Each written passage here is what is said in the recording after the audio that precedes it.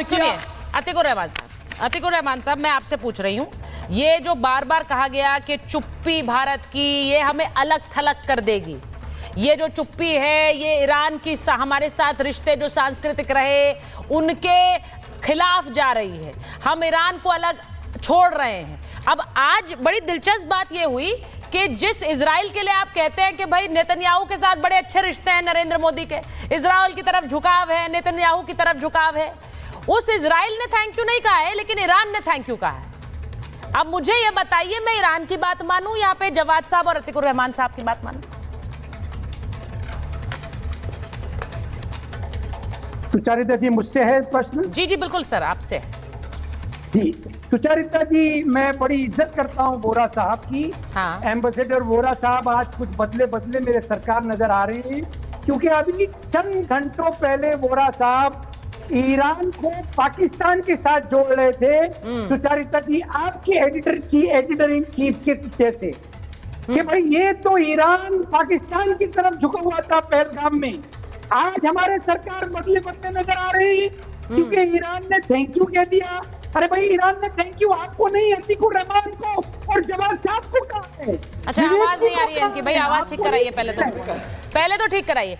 अतीकुर रहमान साहब का ऑडियो जरा ठीक कराइए, मैं उनकी बात दोहरा देती हूँ। वो ये कह रहे हैं कि भारत को थैंक यू नहीं बोला है, थैंक यू बोला है सैयद जवाद को और थैंक यू बोला है अतीकुर रहमान को। तो वो ये कह रहे हैं, तो ये वाला डिसाइफर कर रहे हैं कि क्रेडिट हमारा है, मतलब हमारी वजह से भारत, भाई आप हमारे हैं, आपको थैंक यू बोल रहे हैं तो भारत को थैंक यू बोल रहे हैं। मैं तो खुश हूँ इस बात से। आप भारतीय नहीं हो क्या? आपको थैंक यू बोल रहे हैं, जवाद साहब को बोल रहे हैं तो भारत को बोल रहे हैं। मुझे ये लगता है नहीं, अतीकुर रहमान साहब देखिए बड़ा क्लियर है, अगर वो आपको और जवाद साहब को थैंक यू कह रहे थे तो वो आपको चिट्ठी लिखकर अलग से थैंक यू बोल सकते थे।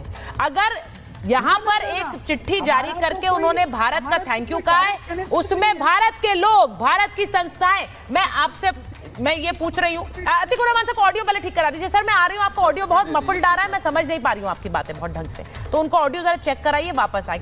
मैं आपसे पूछ रही हूँ। अच्छा जवाद साहब, आपको थैंक यू कह रहे हैं, वो कह रहे हैं इनको थैंक यू बोला है, इंडिया को थैंक यू बोला गया है, हाँ। भारत को थैंक यू बोला गया है, हाँ। ना कि उन्होंने आदरणीय प्रधानमंत्री जी का नाम लेकर के और खास लेकर के जो है थैंक यू बोला है। फैज भाई 2 मिनट रुक जाइए। नहीं हो सकता। अच्छा, मतलब नरेंद्र मोदी का नाम लिखते तब वो थैंक यू हो सकते हो। नरेंद्र हो सकता है। अरे आज इमरजेंसी वाले दिन बोल रहे हैं, इमरजेंसी के मोदी भारत नहीं, आज 50 साल भारत है, भारत के सभी नागरिक हैं, जैसे आदरणीय प्रधानमंत्री जी थे, हम कॉन्स्टिट्यूशन से एक दूसरे से जुड़े हुए हैं। 10 सेकंड। अच्छा, इंटरेस्टिंग बात यह है कि 50 साल जब इमरजेंसी के हुए उस दिन ये कह रहे हैं कि वो इंदिरा नहीं हो सकते, इमरजेंसी को किसी ने सही तो नहीं कहा। और मुख्य विपक्षी पार्टी दल के नेता आदरणीय राहुल जी ने भी एक बात में कहा कि जो इमरजेंसी ठीक चीज नहीं तो इंदिरा नहीं हो सकते हैं नरेंद्र मोदी, लेकिन तो इमरजेंसी सही नहीं थी तो किसने लगाई थी? ये बात तो पूछी जाएगी ना भाई, ये बात पूछी जाएगी कि नहीं पूछी जाएगी? अघोषित है नहीं, ये बात आज तो अघोषित वाली अलग डिबेट है, आप उसमें घुस जाइए। अघोषित है, उस समय घोषित थी, 10 सेकंड बैठकर खुलेआम बोल रहे हो, घोषित हो गई। उस समय मीडिया चल रहा था, किसी को गाना गाने का अधिकार। बताइए 19 महीने के लिए जेल में दौर में भी पत्रकारों को परेशान करेगा, इस दौर में भी करेगा। उसको जो है करे। सुचारिता जी इसलिए कह रही है क्योंकि सुचारिता जी रिपब्लिक भारत के अंदर है। अगर जिस दिन इंडिपेंडेंट जर्नलिज्म को लेकर के सुचारिता जी माइक लेकर के खड़े हो जाएंगे अर्जेंटीना पे, भाई सुनिए, आप दोनों इस तरह से बात करेंगे, मेरे व्यूअर को समझ आना चाहिए। मेरे दर्शक देख रहे हैं, एक मिनट, मेरे दर्शक संजीव जी एक मिनट भाई, मैं अपने दर्शकों के बारे में सोचती हूँ, मुझे मेरी पूरी कोशिश होती है आपकी हर एक बात मेरे दर्शक तक पहुंचे, क्योंकि मेरे दर्शक ही तो सबसे अहम है इस शो में, वो देख रहे हैं आपको, आपकी बात जानी चाहिए। अब मैं आपसे पूछ रही हूँ, वो कह रहे हैं कि इंडिपेंडेंट जर्नलिज्म, ये सब बातें सुनिए मेरी बात। नहीं, आप गए उसके अंदर, आप गए, आप नहीं जा रहे मतलब बात मत बोलिए। आपने ये बोला, मेरा सवाल, कोई कोई पर्सनल अटैक नहीं, मैंने किया आपके ऊपर पर्सनल अटैक, तो फिर आपने मुझ पर क्यों किया?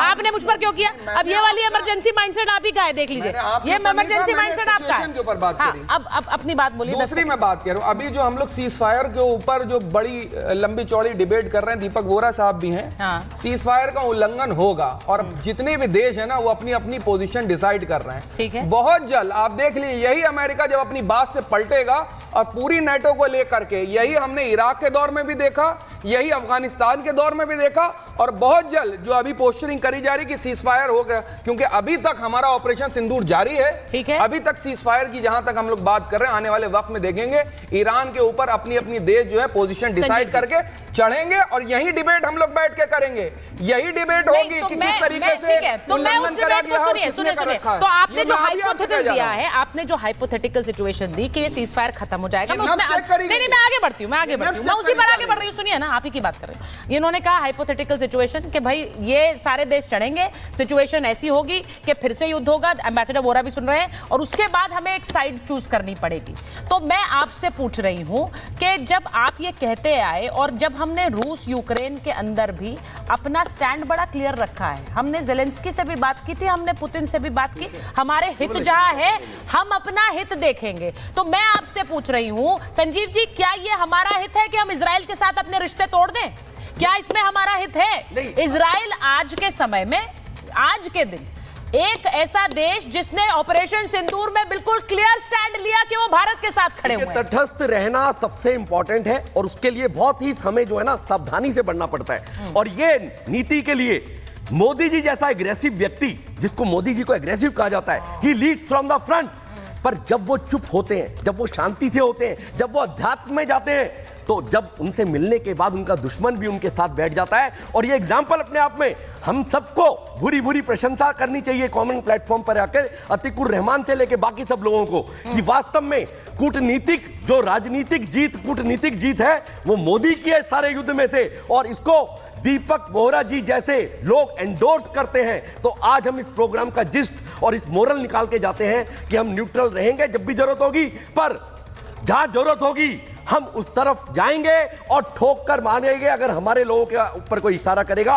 उंगली उठाएगा, तो मोदी जी बहुत बढ़िया तरीके से बढ़ रहे हैं। देखिए ना, मुस्लिम कंट्रीज होते हुए थैंक यू बोलते हैं, कितनी बड़ी बात है। मैंने कहा, थैंक यू बोलते हैं। मैंने कहा अतीकुर रहमान साहब, आज सुनिए, इसीलिए मैंने कहा कि जब 7 अक्टूबर का हमला इजराइल पर हुआ था, तब उसके बाद भारत ने उसकी खुलकर निंदा की थी और कहा था ये हमला आतंकवाद है, ये बिल्कुल बर्दाश्त नहीं होना चाहिए।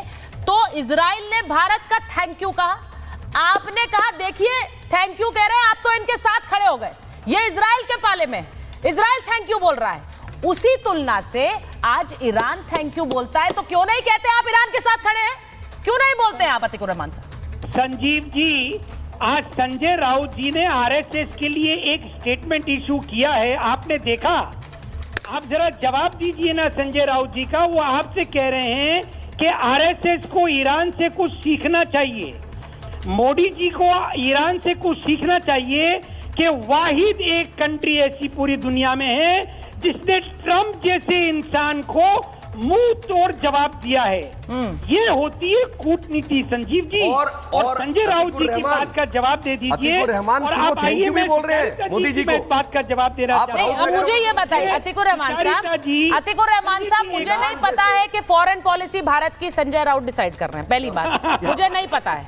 दूसरी बात ये मुझे प्रिंसिपली इस चीज से दिक्कत हमेशा रहती है कि वो लोग जो बाकी देशों की नीति को तो वाह वाह कहते हैं, अपने देश की नीति को गाली देते हैं, उन्हें हमेशा समस्या रहेगी सर, उन्हें हमेशा समस्या रहेगी। आपको अपनी नीति गलत लगती है, आपको लगता है भारत घुटने टेक रहा है, लेकिन ईरान खड़ा है। टेररिस्ट स्टेट है, उसके साथ देना अक्टूबर 7 को अगर आपने कंडेम किया, ईरान की पत्रकार है, अपने देश के प्रधान का सपोर्ट करती है, अपने देश का सपोर्ट करती है, वो शेरनी है। ये सुचरिता जी बैठकर अपने देश के प्रधान का सपोर्ट करती है, अपने देश का सपोर्ट करती है, गोदी मीडिया है। वाह दोहरा मापदंड, अपने देश की एंकर को, राष्ट्रवादी एंकर को मेरे साथ नहीं सकते और शहर इमामी अपने देश के लिए काम कर रही, दूसरे शेरनी का है।